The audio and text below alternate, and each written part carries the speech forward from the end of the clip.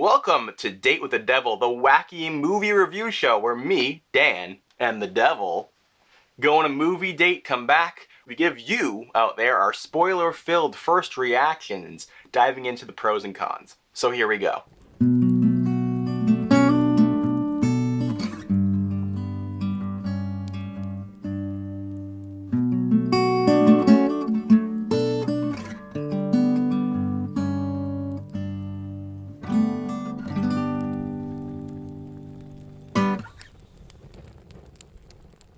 Alright, Madam Devil, what did you think of Thor Ragnarok? Okay, so, I had a lot of fun with it. Yes. I had just a great time. I loved the humor. I loved the character relationships, like the interpersonal stuff. The one-on-one scenes were especially like great. Hulk and Thor's banter was great. great. Or just banter in general was just mwah, top-notch. Bruce banter. You don't deserve me on here anymore. You just loved it because of all the fiery death at the end. And shirtless Chris Hemsworth. Oh, well, that was great, too. Gotta love it. Come on. Yeah, I think that it was really fun. And, you know, in this landscape where the Marvel movies are getting more and more comedic, this is, you know, maybe even more so than Spider-Man, the most comedy-heavy movie yet. And I think to its credit and to its detriment in certain ways. Right. I think that it was hilarious, and I think it had a special chemistry, and you were telling me there was some improv, like much more improv than usual. Apparently, the director, Taika Waititi, he was saying how Chris Hemsworth is like one of the funniest people he knows, so he was just gonna let him like do his thing, and obviously there was direction there. Yeah. And I've seen another Taika Waititi movie, What We Do in the Shadows. It's a mockumentary about vampires and werewolves. Really funny. Yeah. Very deadpan, dry, earnest. Yeah. And I feel like there was improv in that too. He brought that style a bit to Marvel. Well, to Thor Ragnarok. Yes. So, and I think it really worked. This earnestness, sweetness, and comedy. Yeah. So definitely cool. Yeah, definitely love something different. Yeah, I mean, what I think does work really well. Thank you, dear. You're welcome. In this movie is the ensemble cast that we have all these little side characters. We have that rock guy. We have Korg. Korg. That's actually him, the director. Yeah, very cool.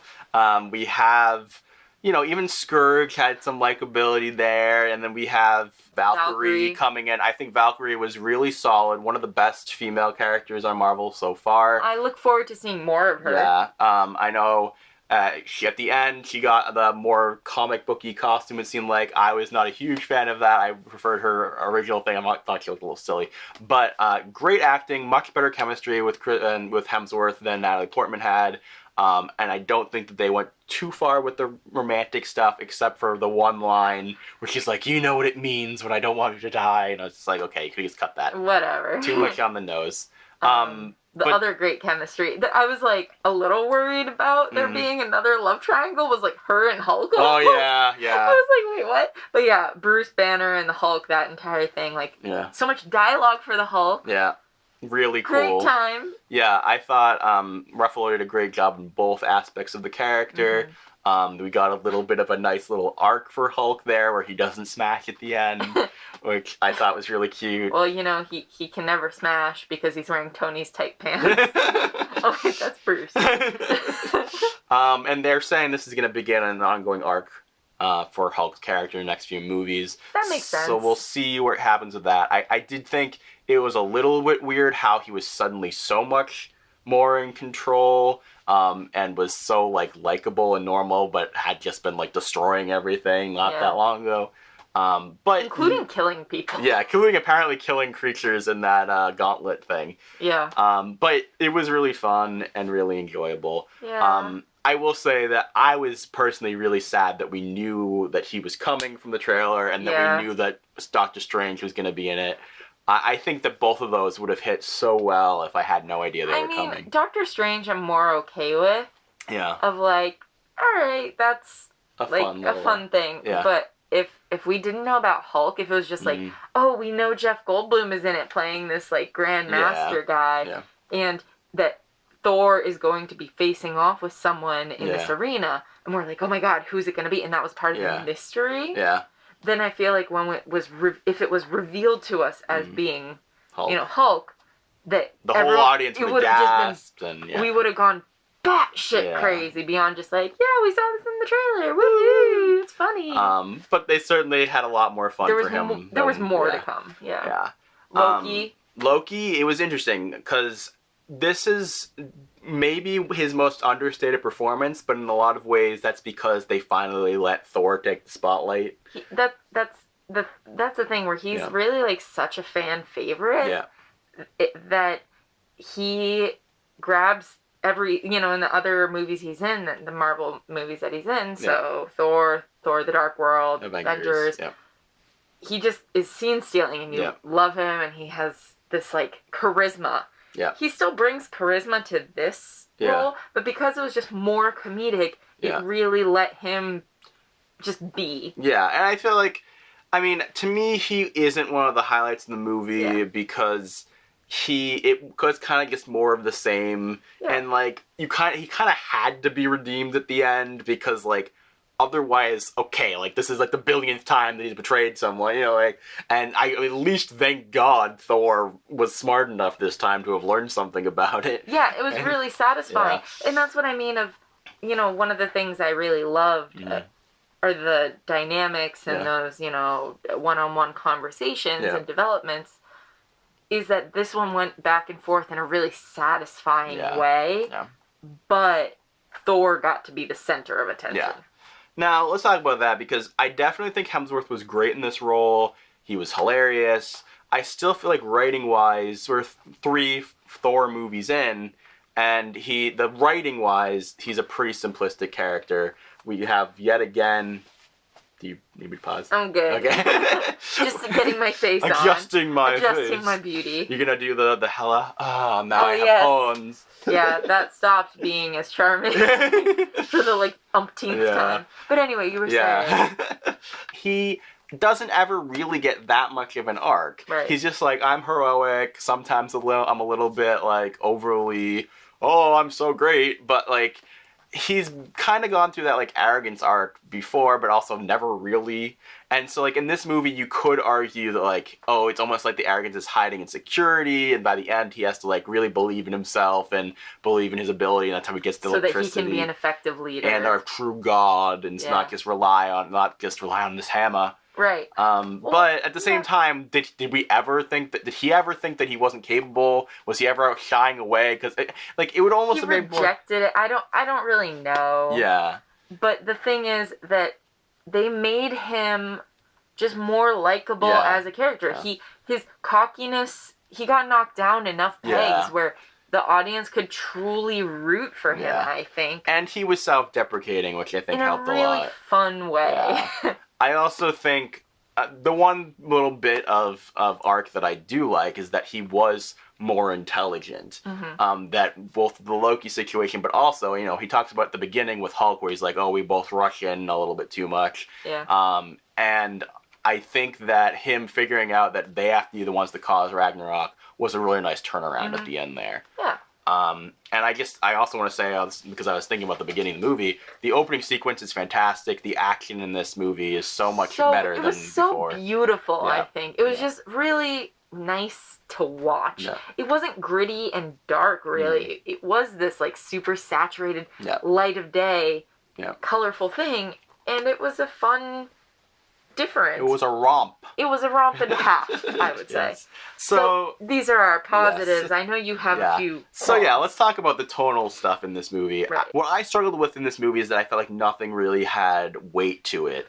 That we saw the trailers and Hela was set up as this scary force, sort of almost horror-esque. She seemed threatening and intense.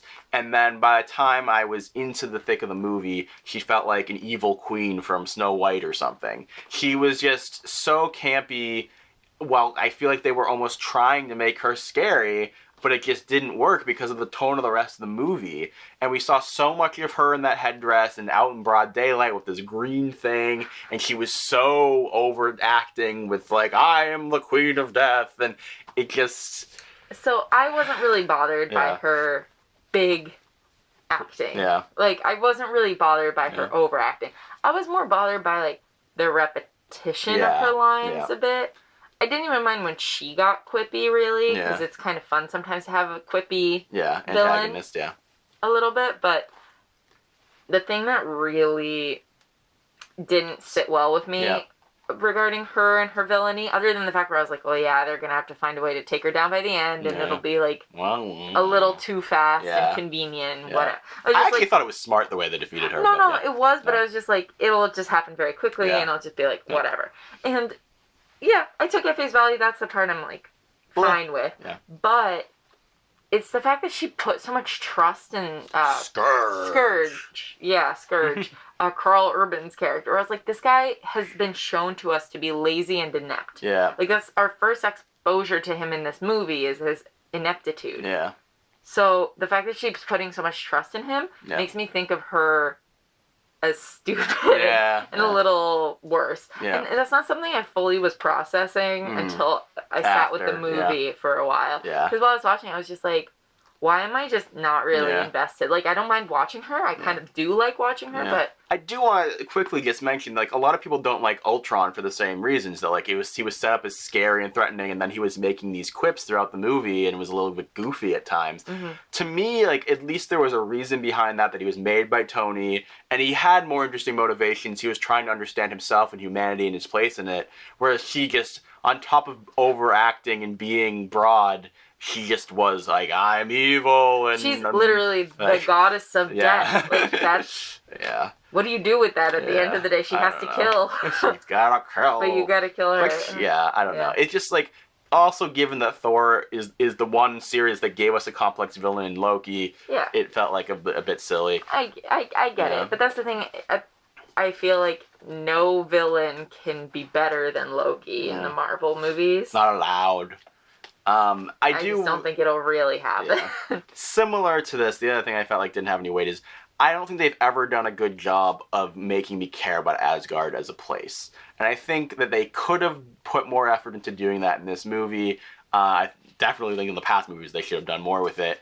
But it doesn't have any weight to me that they're losing that. Like, I care about them, but I don't care about the place. And there are tons of movies and TV shows where losing a location means a lot. Yeah. Because the location means a lot. And it doesn't here. And, you know, I think back to Guardians 2, which has a very dramatic tragedy-type ending amidst a very comedic movie. And the tragedy in that really hit me, whereas here I was just like, oh, that's an interesting choice. So, like, I would say with the kind of other fun Marvel movies... Yeah.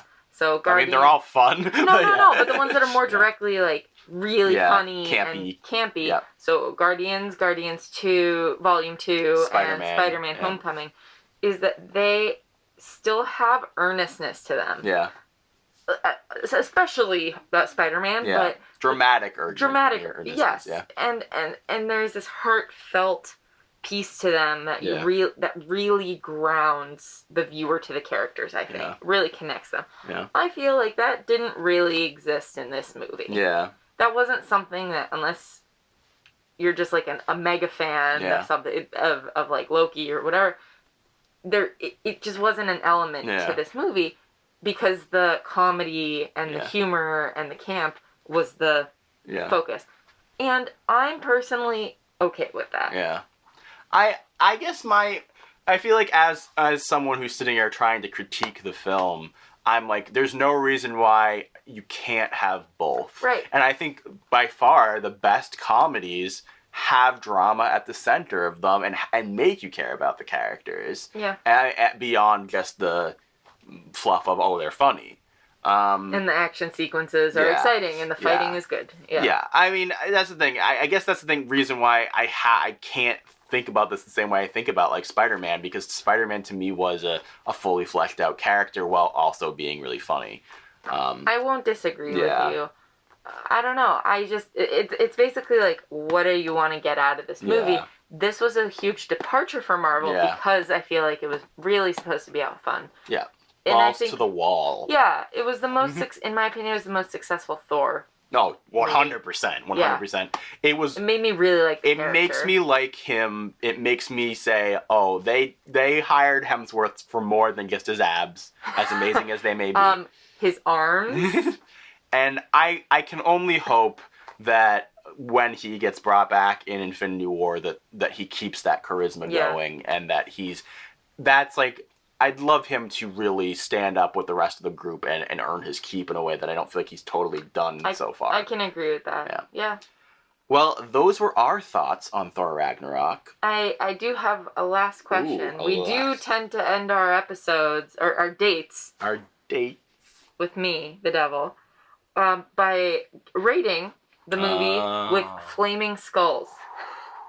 So, how many flaming skulls would you give Thor Ragnarok? I think I'm leaning into the 4 range. I think that there were certainly issues that I had with it, but it was so fun. I can't recommend. Like, you have to go see this movie. Yeah. If you like popcorn films at all, you're going to have a smile on your face. It's going to be a blast. So go check it out.